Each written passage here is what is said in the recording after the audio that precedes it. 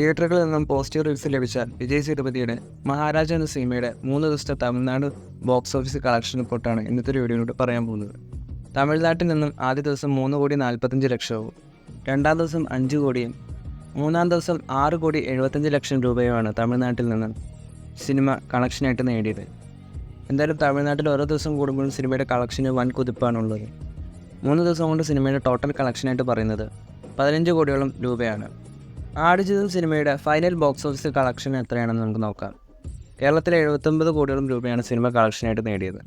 തമിഴ്നാട്ടിൽ നിന്നും 8 കോടിയോളം രൂപയും കർണാടകയിൽ നിന്നും 6 കോടിയോളം രൂപയും തെലുങ്ക് സ്റ്റേറ്റുകളിൽ നിന്നും 2,55,00,000 രൂപയും റെസ്റ്റ് ഓഫ് ഇന്ത്യയിൽ നിന്നും 2 കോടിയോളം രൂപയുമാണ് ആടുജീവിതം സിനിമ കളക്ഷനായിട്ട് നേടിയത്.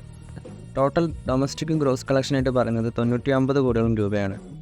ഓവർസീസിൽ നിന്നും മാത്രം ആടുജീവിതം സിനിമയ്ക്ക് ലഭിച്ചത് ഏകദേശം 59,45,00,000 രൂപയാണ്. ഗ്ലോബൽ ബോക്സ് ഓഫീസിൽ നിന്നും സിനിമ ഫൈനൽ കളക്ഷനായിട്ട് 158 കോടിയോളം രൂപയാണ് കളക്ഷനായിട്ട് നേടിയത്. എന്തായാലും ഒരു ബ്ലോക്ക് ബസ്റ്റർ ഹിറ്റ് തന്നെയായിട്ട് മാറി ആടുജീവിതം.